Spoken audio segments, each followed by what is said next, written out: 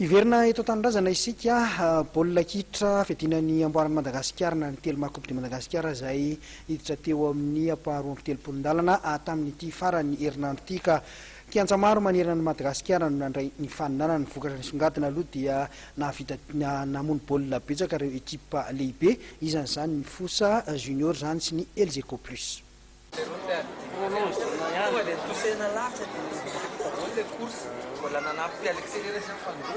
Lalao maromaro tafiditra amin'ny fiadinan'ny amboara nasionaly taranja baolina kitra na ny telma Coupe de Madagasikara no totosa tamin'ity faran'ny herinandro ity manerana ny nosy. Saika nivoaka ho mpandesy sy nampisionieriny avokoa ireo ekipa voasokajy goavana izay niditra an-tsehatra tamin'ity hedingana ity. Ho an'ny fionana natao teto Analamanga aloha dia nisongadina ny nanamotsana ny ekipan'ny Fosa Junior FC Boeny, ny ekipan'ny Aza Ambatondrazaka tamin'ny 12 itolakandro io tetsy amin'ny kianjan'ny Mamasina. Ny alohan'ny fialan-tsasatra dia efa nitarika tamin'ny 7 ny ekipa tompon-dakan'ny Boeny.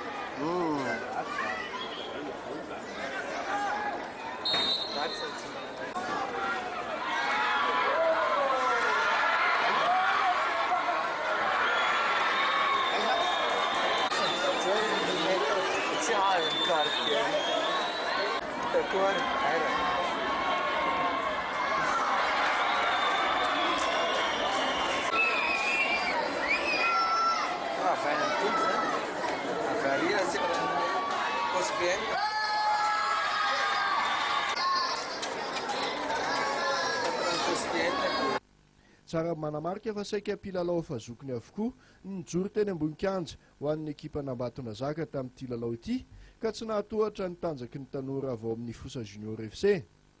Ny aloha izay dia resin'ny Knapsa Sport Tana tamin'ny 2 ny ekipan'ny FC Olivier avaky nakaratra.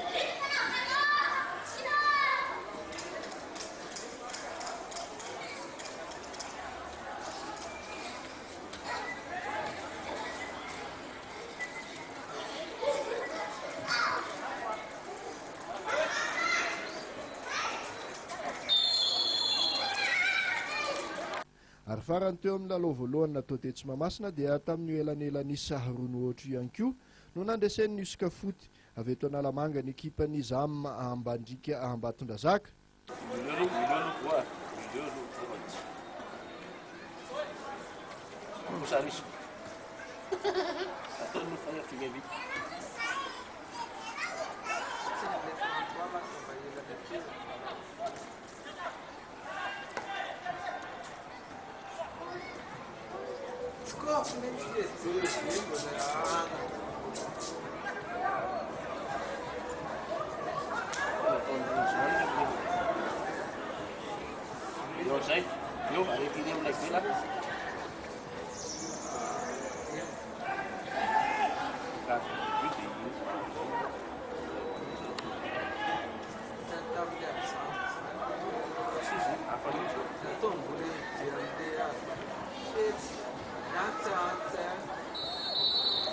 Toraka izany ihany koa tany Kariao ny andron'ny sabotsy dia nampisionieriny ny Elgeco Plus rehefa nanamontsana ny ekipan'ny Olympique Tanambaosainky Atsinanana tamin'ny 9.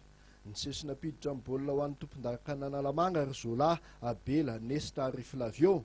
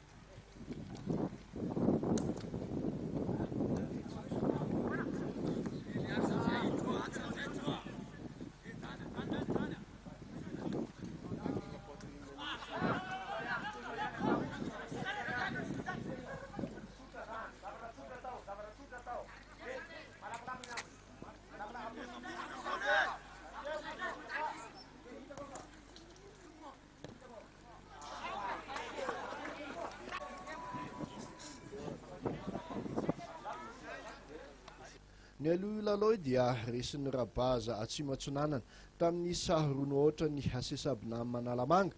Baolina roa izay samy tafidy divan avokoa.